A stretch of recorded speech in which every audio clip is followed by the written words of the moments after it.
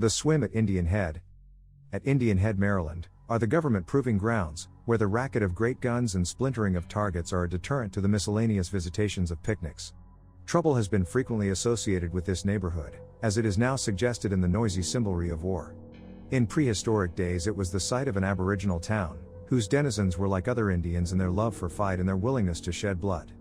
Great was the joy of all these citizens when a scouting party came in, one day, bringing with them the daughter of one of their toughest old hunters and a young buck, from another faction, who had come courting her in the neighboring shades. Capture meant death, usually, and he knew it, but he held himself proudly and refused to ask for mercy.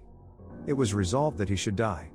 The father's scorn for his daughter, that she should thus consort with an enemy, was so great that he was on the point of offering her as a joint sacrifice with her lover, when she fell on her knees before him and began a fervent appeal, not for herself, but for the prisoner.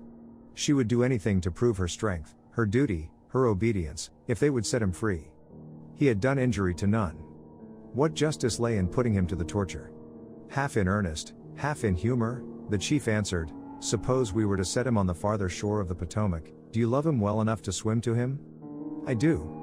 The river is wide and deep. I would drown in it rather than that harm should come to him."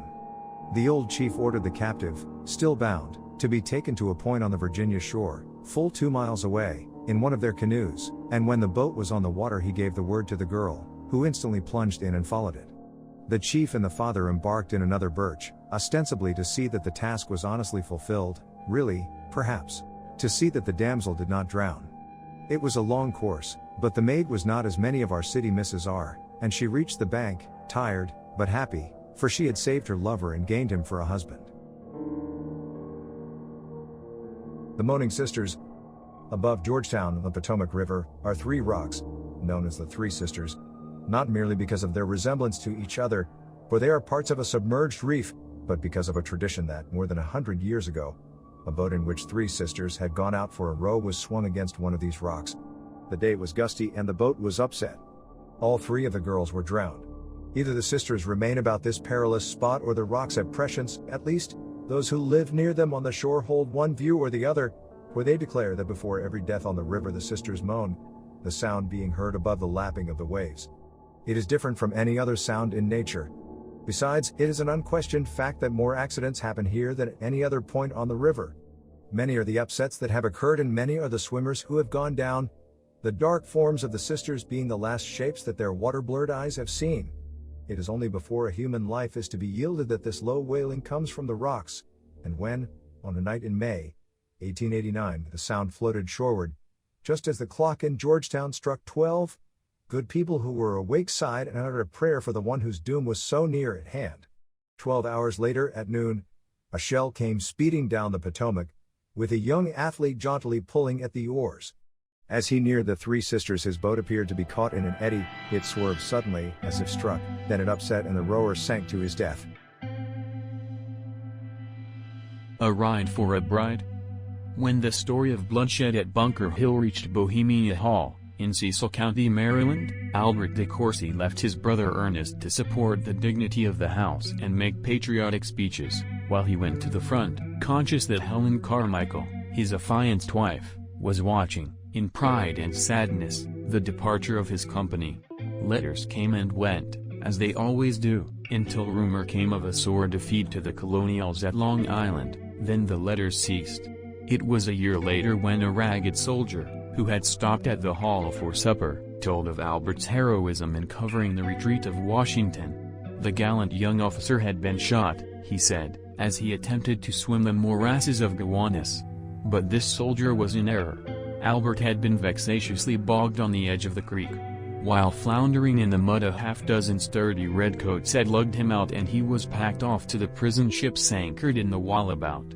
In these dread hulks, amid darkness and miasma, living on scant, unwholesome food, compelled to see his comrades die by dozens every day and their bodies flung ashore where the tide lapped away the sand thrown over them, de Courcy wished that death instead of capture had been his lot, for next to his love he prized his liberty. One day he was told off, with a handful of others, for transfer to a stockade on the Delaware, and how his heart beat when he learned that the new prison was within 20 miles of home. His flow of spirits returned, and his new jailers liked him for his frankness and laughed at his honest exploits against the king. He had the liberty of the enclosure, and was not long in finding where the wall was low, the ditch narrow, and the abbey decayed, knowledge that came useful to him sooner than he expected, for one day a captured horse was led in that made straight for him with a whinny and rubbed his nose against his breast. "Why," he cried, "it's Cecil. My horse, gentlemen, or, was. Not a better hunter in Maryland." "Yes," answered one of the officers. "We've just taken him from your brother. He's been stirring trouble with his speeches and has got to be quieted. But we'll have him today, for he's to be married, and a scouting party is on the road to nab him at the altar." "Married? My brother? What? Ernest, the lawyer, the orator? Ho, ho. Ah, but it's rather hard to break off a match in that style. Hard for him, maybe, but they say the lady feels no great love for him. He made it seem like a duty to her, after her lover died." "How's that?" "Her own, what's her name? Helen Carmichael, or something like that." Field and sky swam before de Courcy's eyes for a moment, then he resumed, in a calm voice, and with a pale, set face, "Well, you're making an unhappy wedding day for him. If he had Cecil here he would outride you all. Ah, when I was in practice I could ride this horse and snatch a pebble from the ground without losing pace. Could you do it now? I'm afraid long lodging in your prison ships has stiffened my joints, but I'd venture at a handkerchief." "Then try," said the commandant.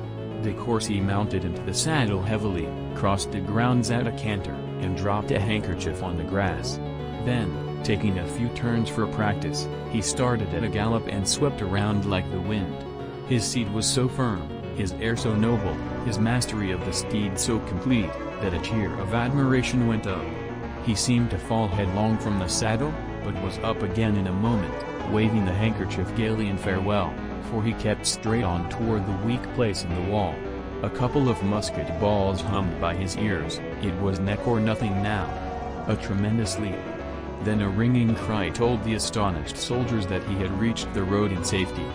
Through wood and thicket and field he dashed as if the fiend were after him, and never once did he cease to urge his steed till he reached the turnpike, and saw ahead the scouting party on its way to arrest his brother. Turning into a path that led to the rear of the little church they were so dangerously near, he plied hands and heels afresh, and in a few moments a wedding party was startled by the apparition of a black horse, all in a foam, ridden by a gaunt man, in torn garments, that burst in at the open chancel door. The bridegroom cowered, for he knew his brother. The bride gazed in amazement. "'Tis the dead come to life," cried one. De Courcy had little time for words. He rode forward to the altar, swung Helen up behind him, and exclaimed, "Save yourselves! The British are coming! To horse, everyone, and make for the manor!" There were shrieks and fainting, and perhaps a little cursing, even if it was in church, and when the squadron rode up most of the company were in full flight. Ernest was taken, and next morning held his brother's place on the prison list, while, as arrangements had been made for a wedding, there was one, and a happy one, but Albert was the bridegroom. Spooks of the Hiawassee. The hills about the head of the Hiawassee are filled with parn, among them many animal ghosts, that ravage about the country from sheer viciousness. The people of the region, illiterate and superstitious, have unquestioning faith in them. They tell you about the headless bull and black dog of the valley of the Chautauqua, the white stag of the Sequahatchee, and the bleeding horse of the Great Smoky Mountains, the last three being portents of illness, death, or misfortune to those who see them. Other ghosts are those of men. Near the upper Hiawassee is a cave where a pile of human skulls was found by a man who had put up his cabin near the entrance. For some reason, which he says he never understood, this farmer gathered up the old, bleached bones and dumped them into his shed. Quite possibly he did not dare to confess that he wanted them for fertilizers or to burn them for his poultry. Night fell dark and still, with a waning moon rising over the mountains, as calm a night as ever one slept through. Along toward the middle of it a sound like the coming of a cyclone brought the farmer out of his bed. He ran to the window to see if the house were to be uprooted, but the forest was still, with a strange, oppressive stillness, not a twig moving, not a cloud veiling the stars, not an insect chirping. Filled with a vague fear, he tried to waken his wife, but she was like one in a state of catalepsy. Again the sound was heard, and now he saw, without, a shadowy band circling about his house like leaves whirled on the wind. It seemed to be made of human shapes, with tossing arms, this circling band, and the sound was that of many voices, each faint and hollow, by itself, but loud in aggregate. He who was watching realized then that the wraiths of the dead whose skulls he had purloined from their place of sepulture were out in lament and protest. He went on his knees at once and prayed with vigor until morning. As soon as it was light enough to see his way he replaced the skulls, and was not troubled by the haunts again. All the gold in America, said he, would not tempt him to remove any more bones from the cave tombs of the unknown dead. Lake of the Dismal Swamp. Drummond's Pond, or the Lake of the Dismal Swamp, is a dark and lonely town that lies in the center of this noted Virginia morass. It is, in a century-old tradition, the sticks of two unhappy ghosts that await the end of time to pass its confines and enjoy the sunshine of serene worlds. A young woman of a family that had settled near this marsh died of a fever caused by its malarial exhalations, and was buried near the swamp. The young man to whom she was betrothed felt her loss so keenly that for days he neither ate nor slept, and at last broke down in mind and body. He recovered a measure of physical health, after a time, but his reason was helplessly lost. It was his hallucination that the girl was not dead, but had been exiled to the lonely reaches of this watery wilderness. He was heard to mutter, "I'll find her, and when death comes I'll hide her in the hollow of a cypress until he passes on." Evading restraint, he plunged into the fen, and for some days he wandered there, eating berries, sleeping on tussocks of grass, with water snakes crawling over him and poisonous plants shedding their baneful dew on his flesh. He came to the lake at last. A will-o'-the-wisp played along the surface. "'Tis she," he cried. "I see her, standing in the light." Hastily fashioning a raft of cypress boughs he floated it and pushed toward the center of the pond, but the eagerness of his efforts and the rising of the wind dismembered the frail platform, and he fell into the black water to rise no more. But often, in the night, is seen the wraith of a canoe, with a firefly lamp burning on its prow, restlessly urged to and fro by two figures that seem to be vainly searching for an exit from the place, and that are believed to be those of the maiden and her lover. The Barge of Defeat, Rappahannock River, in Virginia, used to be vexed with shadowy craft that some of the populace affirmed to be no boats, but spirits in disguise. One of these apparitions was held in fear by the democracy of Essex County, as it was believed to be a forerunner of Republican victory. The first recorded appearance of the vessel was shortly after the Civil War, on the night of a Democratic mass meeting at Tappahannock. There were music, refreshments, and jollity, and it was in the middle of a rousing speech that a man in the crowd cried, "Look, fellows! What is that queer concern going down the river?" The people moved to the shore, and by the light of their torches a hulk was seen drifting with the stream, a hulk of fantastic form unlike anything that sails there in the daytime. As it came opposite the throng, the torchlight showed gigantic Negroes who danced on deck, showing horrible faces to the multitude. Not a sound came from the barge, the halloos of the spectators bringing no response, and some boatmen ventured into the stream, only to pull back in a hurry, for the craft had become so strangely enveloped in shadow that it seemed to melt into air. Next day the democracy was defeated at the polls, chiefly by the Negro vote. In 1880 it reappeared, and, as before, the Republicans gained the day. Just before the election of 1886, Mr. Croxton, Democratic nominee for Congress, was haranguing the people, when the cry of "the Black Barge" arose. Argument and derision were alike ineffectual with the populace. The meeting broke up in silence and gloom, and Mr. Croxton was defeated by a majority of 2,000. Natural Bridge. Though several natural bridges are known in this country, there is but one that is famous the world over, and that is the one which spans Clear Creek, Virginia, the remnant of a cave roof, all the rest of the cavern having collapsed. It is 215 feet above the water, and is a solid mass of rock 40 feet thick, 100 feet wide, and 90 feet in span. Thomas Jefferson owned it. George Washington scaled its side and carved his name on the rock a foot higher than anyone else. Here, too, came the youth who wanted to cut his name above Washington's, and who found, to his horror, when halfway up, that he must keep on, for he had left no resting places for his feet at safe and reachable distances, who, therefore, climbed on and on, cutting handhold and foothold in the limestone until he reached the top, in a fainting state, his knife blade worn to a stump. Here, too, in another tunnel of the cavern, flows Lost River, that all must return to, at some time, if they drink of it. Here, beneath the arch, is the dark stain, so like a flying eagle that the French officer who saw it during the Revolution augured from it a success for the united arms of the nations that used the eagle as their symbol.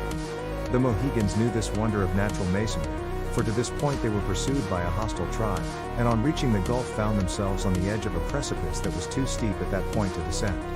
Behind them was the foe, before them, the chasm.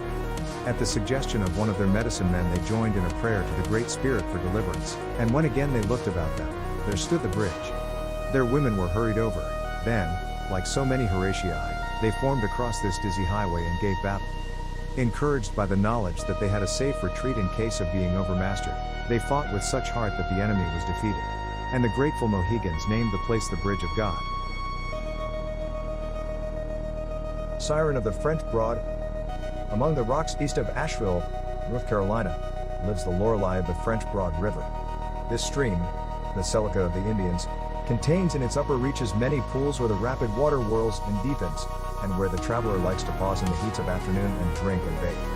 Here, from the time when the Cherokees occupied the country, has lived the Siren, and if one who is weary and downcast sits beside the stream or utters a wish to rest there, he becomes conscious of a soft and exquisite music blending with the plash of the wave. Looking down in surprise he sees, first faintly, then with distinctness, the form of a beautiful woman, with hair streaming like moss and dark eyes looking into his, luring him with a power he cannot resist. His breath grows short, his gaze is fixed. Mechanically he rises, steps to the brink, and lurches forward into the river. The arms that catch him are slimy and cold as serpents. The face that stares into his is a grinning skull. A loud chattering laugh rings through the wilderness, and all is still again. The hunter of Calawassee. Through brisk November days young Cada and his trusty slave, Lauto, hunted along the Calawassee, with hope to get a shot at a buck that wore a single horn and that eluded them with easy, baffling gait whenever they met it in the fence. Cada was piqued at this. He drained a deep draught and buttoned his coat with an air of resolution. "Now, by my soul," quoth he, "I'll have that buck today or die myself." Then he laughed at the old slave, who begged him to unsay the oath, for there was something unusual about that animal. As it ran it left no tracks, and it passed through the densest wood without halting at trees or undergrowth. "Bah!" retorted the huntsman. "Have up the dogs. If that buck is the fiend himself, I'll have him before the day is out." The twain were quickly in their saddles, and they had not been long in the wood before the one-horned buck was seen ahead, trotting with easy pace, yet with marvelous swiftness. Cada, who was in advance, whipped up his horse and followed the deer into a cypress grove near the Nanchez. As the game halted at a pool he fired. The report sounded dead in the dense wood, and the deer turned calmly, watched his pursuer until he was close at hand, then trotted away again. All day long he held the chase. The dogs were nowhere within sound, and he galloped through the forest, shouting and swearing like a very devil, beating and spurring the horse until the poor creature's head and flanks were reddened with blood. It was just at sunset that Cada found himself again on the bank of the Calawassee, near the point he had left in the morning, and heard once more the baying of his hounds. At last his prey seemed exhausted, and, swimming the river, it ran into a thicket on the opposite side and stood still. "Now I have him," cried the hunter. "Killio, Lauto. He's mine." The old Negro heard the call and hastened forward. He heard his master's horse floundering in the swamp that edged the river, then came a plash, a curse, and as the slave arrived at the margin a few bubbles floated on the sluggish current. The deer stood in the thicket, staring with eyes that blazed through the falling darkness, and, with a wail of fear and sorrow, old Lauto fled the spot. Revenge of the Accabee. The settlement made by Lord Cardross, near Beaufort, South Carolina, was beset by Spaniards and Indians, who laid it in ashes and slew every person in it, but one. She, a child of 13, had supposed the young chief of the Accabees to be her father, as he passed in the smoke, and had thrown herself into his arms. The savage raised his axe to strike, but, catching her blue eye raised to his, more in grief and wonder than alarm, the menacing hand fell to his side, and, tossing the girl lightly to a seat on his shoulder, he strode off into the forest. Mile after mile he bore her, and if she slept he held her to his breast as a father holds a babe. When she awoke it was in his lodge on the Ashley, and he was smiling in her face. The chief became her protector, but those who marked, with the flight of time, how his fierceness had softened, knew that she was more to him than a daughter. Years passed, the girl had grown to womanhood, and her captor declared himself her lover. She seemed not ill-pleased at this, for she consented to be his wife. After the betrothal the chief joined a hunting party and was absent for a time. On his return the girl was gone. A trader who had been bartering merchandise for furs had seen her, had been inspired by passion, and, favored by suave manners and a white skin, he had won in a day a stronger affection than the Indian could claim after years of loving watchfulness. When this discovery was made the chief, without a word, set off on the trail, and by broken twig, by bended grass and footprints at the brook edge, he followed their course until he found them resting beneath a tree. The girl sprang from her new lover's arms with a cry of fear as the savage, with knife and tomahawk girt upon him, stepped into view, and she would have clasped his knees, but he motioned her away, then, ordering them to continue their march, he went behind them until they had reached a fertile spot on the Ashley, near the present site of Charleston, where he halted. Though guilty, you shall not die, said he to the woman. Then, to his rival, you shall marry her, and a white priest shall join your hands. Here is your future home. I give you many acres of my land, but look that you care for her. As I have been merciful to you, do good to her.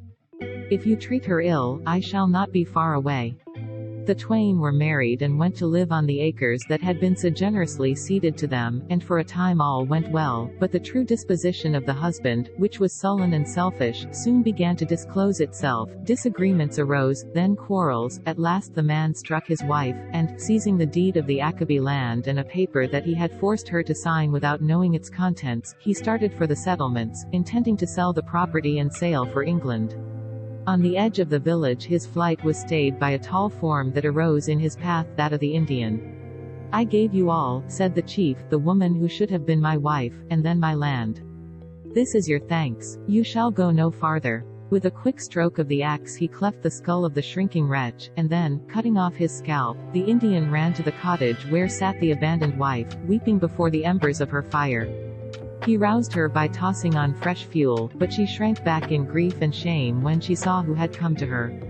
Do not fear, he said. The man who struck you meant to sell your home to strangers, and he laid the deed of sale before her, but he will never play you false or lay hands on you again.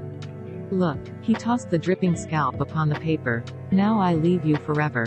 I cannot take you back among my people, who do not know deceit like yours, nor could I ever love you as I did at first. Turning, without other farewell, he went out at the door. When this gift of Accabee land was sold, for the woman could no longer bear to live on it, but went to a northern city, a handsome house was built by the new owner, who added game preserves and pleasure grounds to the estate, but it was haunted by a grief. Illness and ill luck followed the purchase, and the house fell into ruin. Toccoa Falls.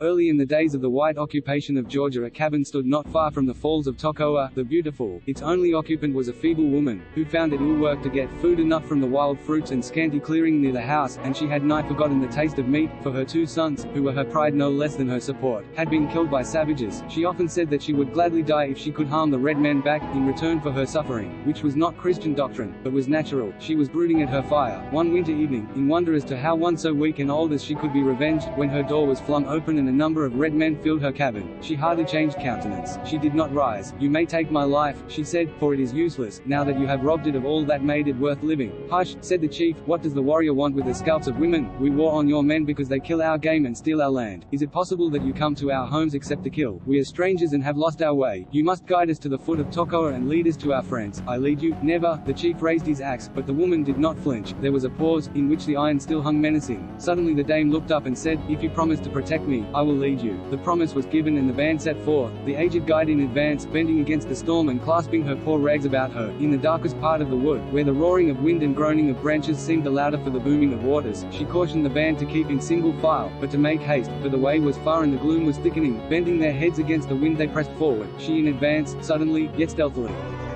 She sprang aside and crouched beneath a tree that grew at the very brink of the fall. The Indians came on, following blindly, and in an instant she descried the leader as he went whirling over the edge, and one after another the party followed. When the last had gone to his death she arose to her feet with a laugh of triumph. "Now I, too, can die," she cried. So saying, she fell forward into the grayness of space. 2 lives for 1. The place of Macon, Georgia, in the early part of this century was marked only by an inn. One of its guests was a man who had stopped there on the way to Alabama, where he had bought land. The girl who was to be his wife was to follow in a few days. In the morning when he paid his reckoning he produced a well-filled pocketbook, and he did not see the significant look that passed between 2 rough, black-bearded fellows who had also spent the night there, and who, when he set forth, mounted their horses and offered to keep him company. As they rode through the deserted village of Chillick, one of the twain engaged the traveler in talk while the other, falling a little behind, dealt him a blow with a loaded whip that unseated him. Divining their purpose, and lacking weapons for his own defense, he begged for mercy, and asked to be allowed to return to his bride-to-be, but the robbers had already made themselves liable to penalty, and 2 knife thrusts in the breast silenced his appeals. The money was secured, the body was dropped into a hollow where the wolves would be likely to find and mangle it, and the outlaws went on their way. Men of their class do not keep money long, and when the proceeds of the robbery had been wasted at cards and in drink they separated, as in fulfillment of the axiom that a murderer is sure to revisit the scene of his crime. One of the men found himself at the Osimulgee, a long time afterward, in sight of the new town, Macon. In response to his halloo a skiff shot forth from the opposite shore, and as it approached the bank he felt a stir in his hair and a touch of ice at his heart, for the ferryman was his victim of years ago. Neither spoke a word, but the criminal felt himself forced to enter the boat when the dead man waved his hand, and he was rowed across, his horse swimming beside the skiff. As the jar of the keel was felt on the gravel he leapt out, urged his horse to the road, sprang to the saddle, and rushed away in an agony of fear, that was heightened when a hollow voice called, "Stay." After a little he slackened pace, and a farmer, who was standing at the roadside, asked, in astonishment, "How did you get across?" "There is a freshet, and the ferryman was drowned last night." With a new thrill he spurred his horse forward, and made no other halt until he reached the tavern, where he fell in a faint on the steps, for the strain was no longer to be endured. A crowd gathered, but he did not see it when he awoke. He saw only one pair of eyes, that seemed to be looking into his inmost soul, the eyes of the man he had slain. With a yell of terror and of insane fury he rushed upon the ghost and thrust a knife into its breast. The frenzy passed. It was no ghost that lay on the earth before him, staring up with sightless eyes. It was his fellow murderer, his own brother. That night the assassin's body hung from a tree at the crossroads. A Ghostly Avenger. In Cuthbert, Georgia, is a gravestone thus inscribed, "Sacred to the memory of Jim Brown." No date, no epitaph, for Jim Brown was hanged. And this is the story. At the close of the Civil War, a company of federal soldiers was stationed in Cuthbert, to enforce order pending the return of its people to peaceful occupations. Charles Murphy was the lieutenant in this company. His brother, an officer quartered in a neighboring town, was sent to Cuthbert one day to receive funds for the payment of some men, and left camp toward evening to return to his troop. That night Charles Murphy was awakened by a violent flapping of his tent. It sounded as though a gale was coming, but when he arose to make sure that the pegs and poles of his canvas house were secure, the noise ceased, and he was surprised to find that the air was clear and still. On returning to bed the flapping began again, and this time he dressed himself and went out to make a more careful examination. In the shadow of a tree a man stood beckoning. It was his brother, who, in a low, grave voice, told him that he was in trouble, and asked him to follow where he should lead him. The lieutenant walked swiftly through fields and woods for some miles with his relative. He had at once applied for and received a leave of absence for a few hours, and they descended together a slope to the edge of a swamp, where he stumbled against something. Looking down at the object on which he had tripped, he saw that it was his brother's corpse, not newly dead, but cold and rigid, the pockets rifled, the clothing soaked with mire and blood. Dazed and terrified, he returned to camp, roused some of his men, and at daybreak secured the body. An effort to gain a clue to the murderer was at once set on foot. It was not long before evidence was secured that led to the arrest of Jim Brown, and there was a hint that his responsibility for the crime was revealed through the same supernatural agency that had apprised Lieutenant Murphy of his bereavement. Brown was an ignorant farm laborer, who had conceived that it was right to kill Yankees, and whose cupidity had been excited by learning that the officer had money concealed about him. He had offered, for a trifling sum, to take his victim by a short cut to his camp, but led him to the swamp instead, where he had shot him through the heart. On the culprit's arrival in Cuthbert, he was lynched by the soldiers, but was cut down by their commander before life was extinct, and was formally and conclusively hanged in the next week, after trial and conviction. The Wraith Ringer of Atlanta. A man was killed in Elliott Street, Atlanta, Georgia, by a cowardly stroke from a stiletto. The assassin escaped. Strange what a humming there was in the belfry of St. Michael's Church that night. Had the murderer taken refuge there? Was it a knell for his lost soul, chasing him through the empty streets and beginning already an eternal punishment of terror? Perhaps the guilty one did not dare to leave Atlanta, for the chimes sang in minor chords on several nights after. The old policeman who kept ward in an antiquated guardhouse that stood opposite the church, it was afterward shaken down by earthquake, said that he saw a human form, which he would avouch to be that of the murdered man, though it was wrapped in a cloak, stalk to the doors, enter without opening them, glide up the winding stair, albeit he bent neither arm nor knee, past the ropes by which the chimes were rung, and mount to the belfry. He could see the shrouded figure standing beneath the gloomy mouths of metal. It extended its bony hands to the tongues of the bells and swung them from side to side, but while they appeared to strike vigorously they seemed as if muffled, and sent out only a low, musical roar, as if they were rung by the wind. Was the murderer abroad on those nights? Did he, too, see that black shadow of his victim in the belfry sounding an alarm to the sleeping town and appealing to be avenged? It may be. At all events, the apparition boded ill to others, for, whenever the chimes were rung by spectral hands, mourners gathered at some bedside within hearing of them and lamented that the friend they had loved would never know them more on earth. The Swallowing Earthquake. The Indian village that in 1765 stood just below the site of Oxford, Alabama, was upset when the news was given out that 2 of the squaws had given simultaneous birth to a number of children that were spotted like leopards. Such an incident betokened the existence of some baneful spirit among them that had no doubt leagued itself with the women, who were at once tried on the charge of witchcraft, convicted, and sentenced to death at the stake, while a watch was to be set on the infants, so early orphaned, lest they, too, should show signs of malevolent possession. The whole tribe, 1,700 in number, assembled to see the execution, but hardly were the fires alight when a sound like thunder rolled beneath their feet, and with a hideous crack and groan the earth opened and nearly every soul was engulfed in a fathomless and smoking pit, all, indeed, save 2, for a couple of young braves who were on the edge of the crowd flung themselves flat on the heaving ground and remained there until the earthquake wave had passed. The hollow afterward filled with water and was called Blue Pond. It is popularly supposed to be fathomless, but it was shown that a forest once spread across the bottom, when, but a few years ago, a great tree arose from the water, lifting first its branches, then turning so as to show its roots above the surface, and afterward disappeared. Last stand of the Biloxi. The southern part of this country was once occupied by a people called the Biloxi, who had kept pace with the Aztecs in civilization and who cultivated especially the art of music. In lives of gentleness and peace they so soon forgot the use of arms that when the Choctaws descended on their fields they were powerless to prevent the onset. Town after town they evacuated before the savages, and at last the Biloxi, reduced to a few thousands, were driven to the mouth of the Pascagoula River, Mississippi, where they entrenched themselves, and for a few months withstood the invaders. But the time came when their supplies were exhausted, and every form was pinched with hunger. Flight was impossible. Surrender commonly meant slaughter and outrage. They resolved to die together.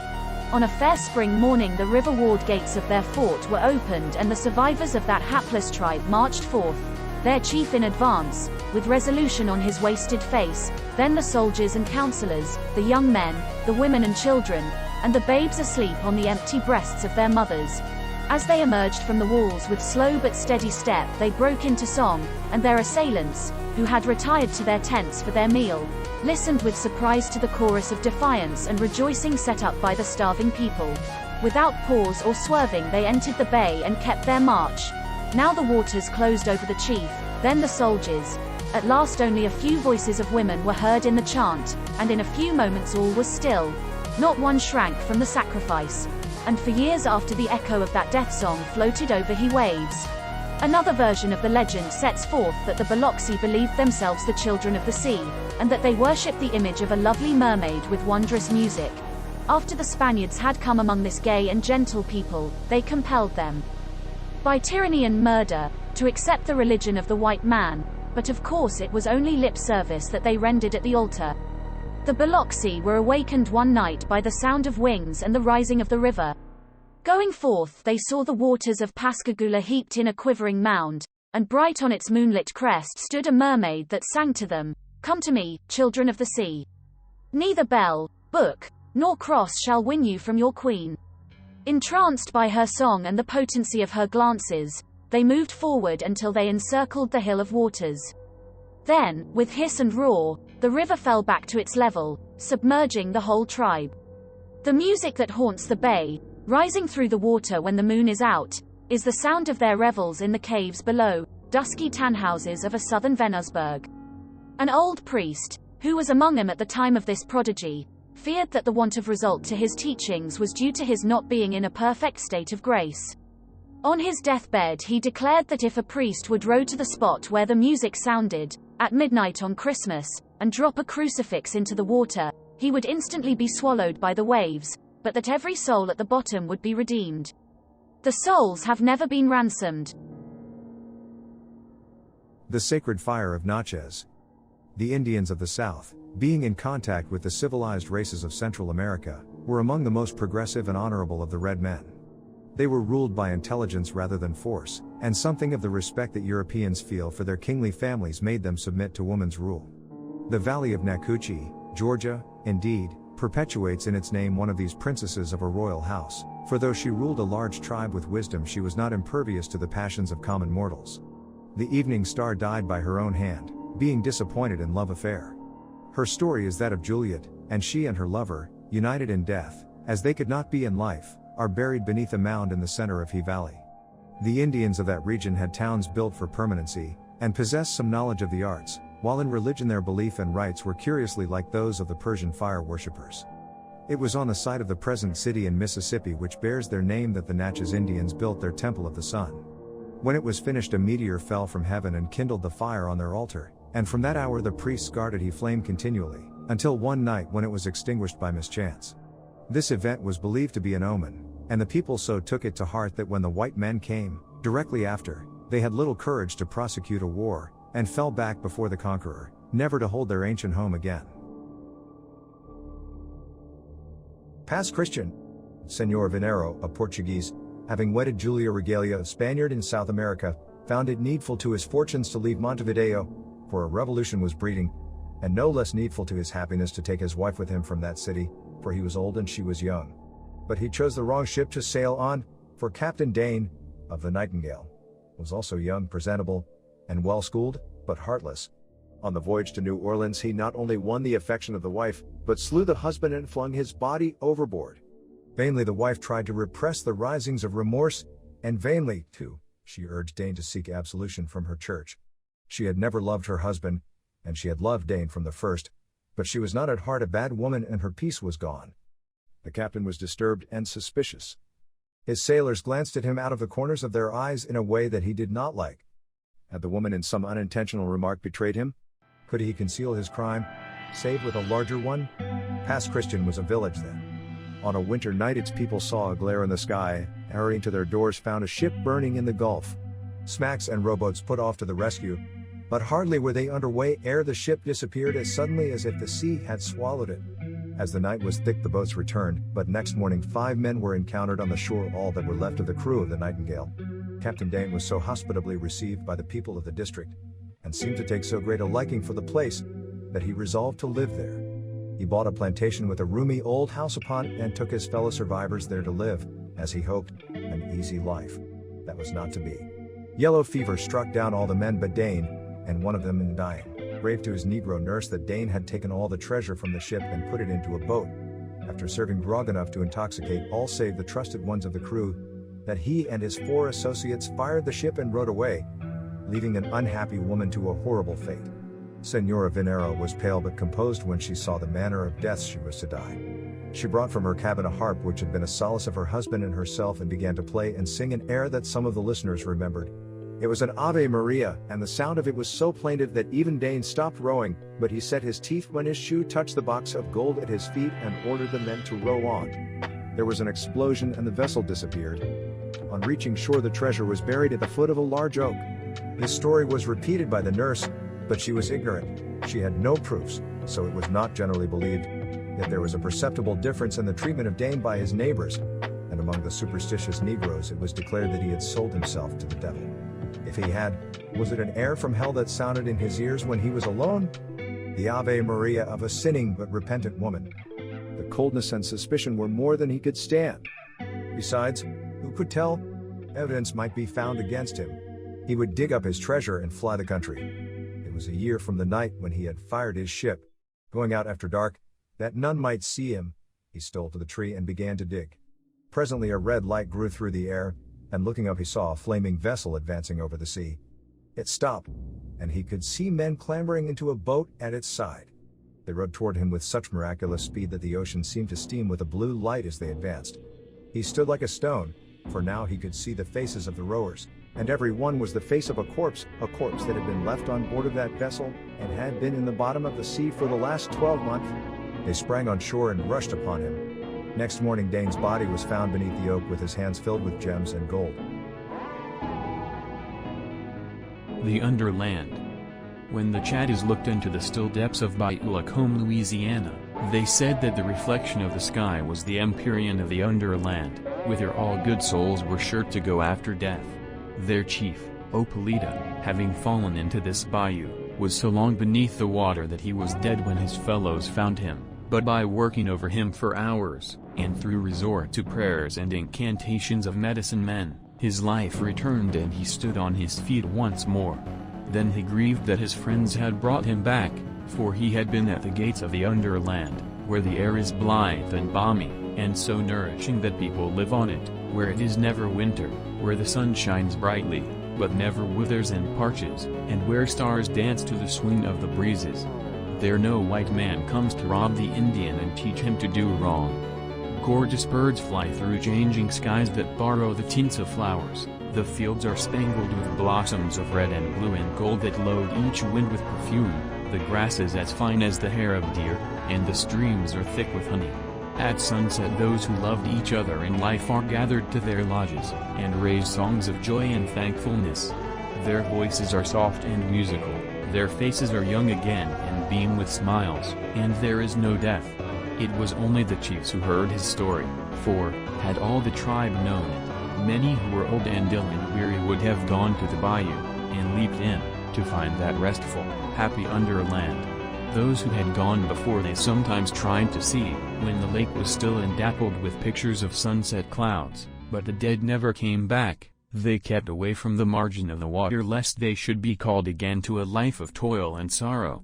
And Opolita lived for many years and ruled his tribe with wisdom, yet he shared in few of the merrymakings of his people, and when, at last, his lodge was ready in the Underland, he gave up his life without a sigh.